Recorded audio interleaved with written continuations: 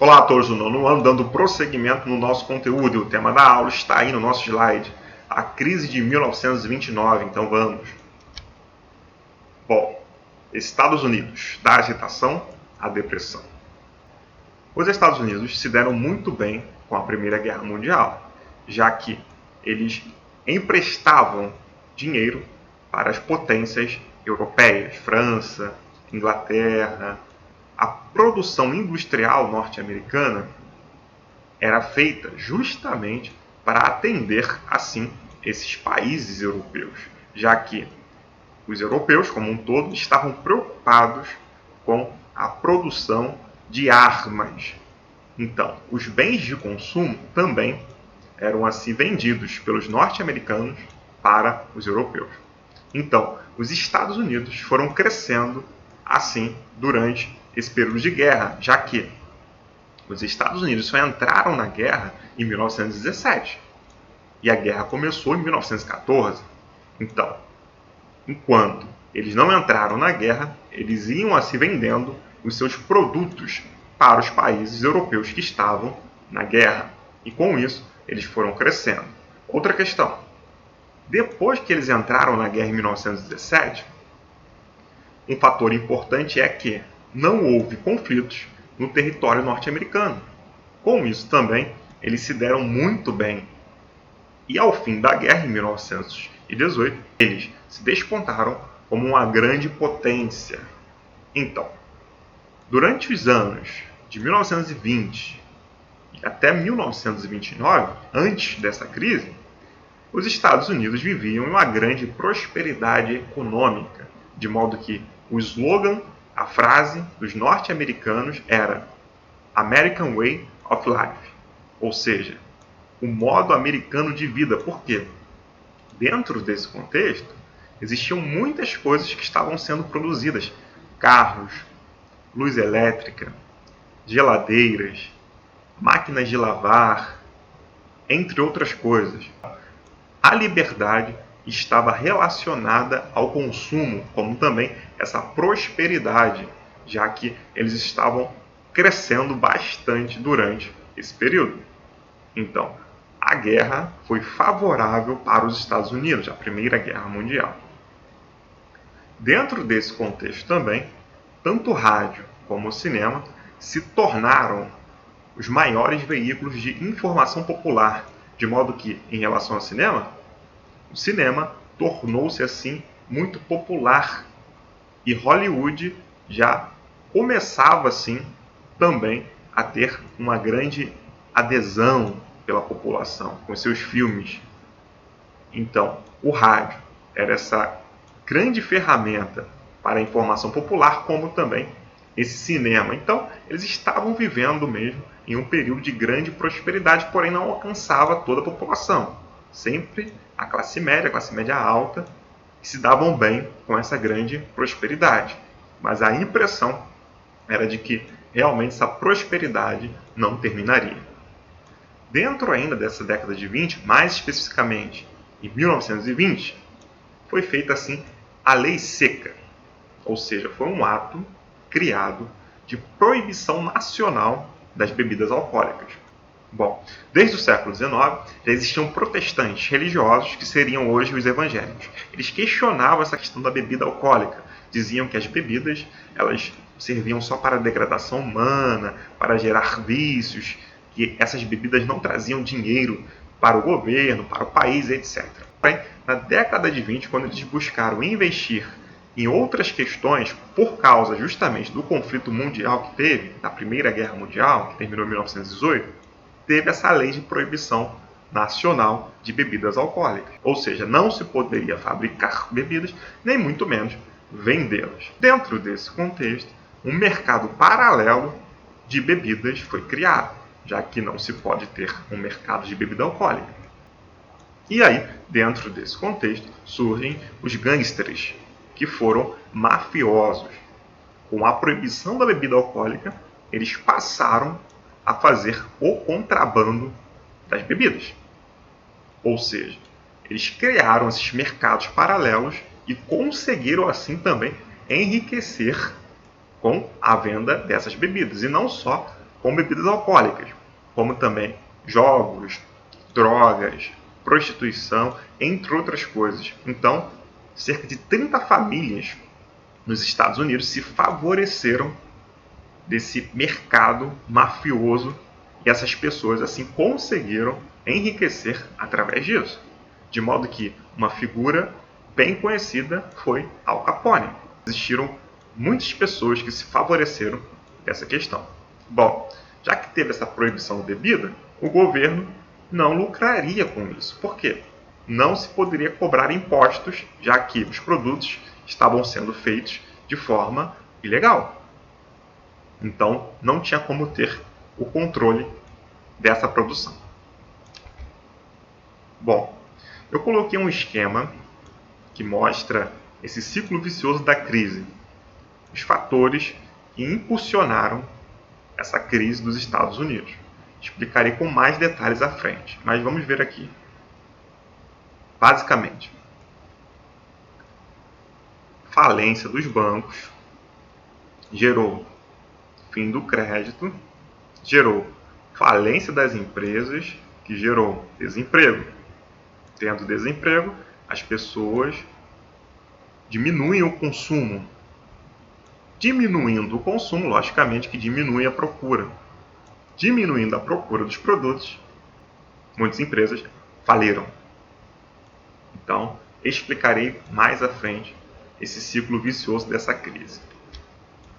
Crise econômica de 1929. Bom, esses acontecimentos para a crise de 29, aos quais falei. Primeiro, houve uma superprodução. Que é isso? Já que cerca de 30% daquilo que era produzido, assim, os Estados Unidos vendiam para o mundo, houve uma superprodução justamente porque aconteceu uma restrição da importação. Porque antes, os Estados Unidos que faziam assim os empréstimos para esses países. E esses países já estavam endividados com os Estados Unidos. Então eles procuraram restringir essas importações norte-americanas, produzindo para o seu próprio mercado interno, já que eles haviam sido destruídos também pela guerra. Primeiro fator para essa crise de 1929, superprodução. Os Estados Unidos produziram muitos produtos que internamente eles não poderiam ser consumidos, já que boa parte era consumida fora dos Estados Unidos. Então, tendo muitos produtos dentro do país, ou seja, eles investiram dinheiro na construção desses produtos, porém não teve saída desses produtos. Outra questão, restrições das importações. Os países europeus eles restringiram essas importações norte-americanas justamente para dar mais ênfase para os seus mercados internos. Outra questão, a quebra da bolsa de valores. As pessoas compravam ações. O que são ações? É ter parte de um patrimônio de uma empresa. A pessoa comprava. Se a empresa estivesse lucrando, logicamente que quem comprou essa ação também lucraria. Se a empresa estivesse perdendo, quem comprou a ação também perderia. Então, essa bolsa de valores, ela foi quebrada, já que muitas empresas, assim, elas não tinham dinheiro. Para ficar mais claro, as pessoas pegavam empréstimos nos bancos e compravam ações, sendo que houve essa superprodução e assim as empresas passaram a não ter mais dinheiro. Então as pessoas que pegavam esses empréstimos, elas não conseguiriam pagar os empréstimos. Assim, houve uma falência nos bancos. Então, voltando ao esquema. Falência nos bancos. Os bancos motivavam as pessoas através do quê? Do crédito. Empréstimos eram feitos, sendo que as pessoas faziam esses empréstimos nos bancos. O empréstimo não é feito sem juros e essas pessoas compravam ações e iam lá na bolsa de valores tentando se dar bem com isso.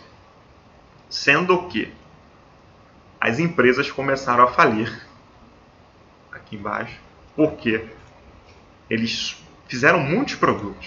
E fazendo muitos produtos, eles não puderam vender esses produtos para fora, sim só para dentro, já que os países europeus restringiram as importações. Com isso, as empresas falindo, desemprego aconteceu. Tendo muito desemprego, diminuição do consumo. As pessoas diminuíram as compras. Tendo a diminuição do consumo, a diminuição da procura. E, por fim, falência das empresas. Então, meio complicado, mas esse é o ciclo vicioso e todos os acontecimentos que levaram à crise de 1929. Os Estados Unidos, como eu falei anteriormente, se deram muito bem ao término da guerra. Assim, eles se tornaram, dentro desse contexto, o centro econômico mundial. Então, os países liberais sentiram essa crise, diferentemente da União Soviética, que não sentiu, porque nem existia bolsa de valores lá. Então, todos os países que dependiam dos Estados Unidos, direta ou indiretamente, sentiram essa quebra da bolsa de valores, essa grande crise, uma série de coisas que fez com que a crise acontecesse, de modo que o número de desempregados no mundo chegou a ter cerca de 50 milhões de pessoas, e só nos Estados Unidos, 14 milhões. Bom, em 1933, Franklin Roosevelt assumiu a presidência dos Estados Unidos, prometendo, logicamente, sair dessa crise.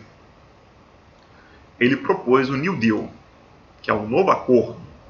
Qual era a intenção? O Estado controlar a economia para buscar assim sair dessa crise econômica. Quais foram as medidas desse New Deal, desse novo acordo? Investir na agricultura. Bom, a ideia era fazer o quê? Queimar os produtos, milho, algodão, etc., para ter menos e pagando assim os grandes proprietários rurais para que eles descansassem as terras e não produzissem mais. Porque quando se tem essa superprodução, quando se tem muitos produtos, o preço, logicamente, que cai. Tendo menos, o preço se eleva, levanta. Outra questão, ele investiu também na indústria, fazendo empréstimos, e esses empréstimos, logicamente, a juros baixos, tanto as dívidas públicas como privadas. Roosevelt buscou, assim, tomar essas dívidas para si e obrigou aos bancos, que não quebraram, que não faliram, também a contribuírem com isso. Então, teve esse empréstimo, ou existiram empréstimos feitos para esses grandes industriais. Também ele gerou empregos, ou seja, obras públicas foram feitas, hidrelétricas, escolas, hospitais, etc. Tudo isso para gerar a economia, tudo isso para gerar um mercado consumidor. Por quê? Ele também fez uma reforma trabalhista. Um salário mínimo seria dado aos trabalhadores, já que, como eu falei anteriormente, quando teve essa grande crise, 14 milhões de desempregados ficaram nos Estados Unidos vagando, buscando ajuda de pessoas. Eles não tinham essa questão de ter uma previdência, um auxílio-desemprego. Então, os Estados Unidos, eles, um passo de cada vez, foram saindo dessa grande crise econômica.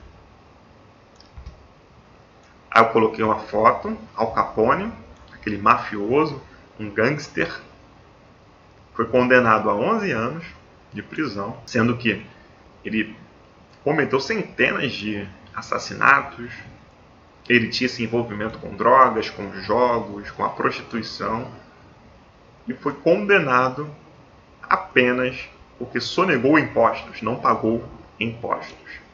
Agora, em relação à lei seca, que foi feita em 1920, esse ato de proibição de álcool ficou mais conhecido como lei seca.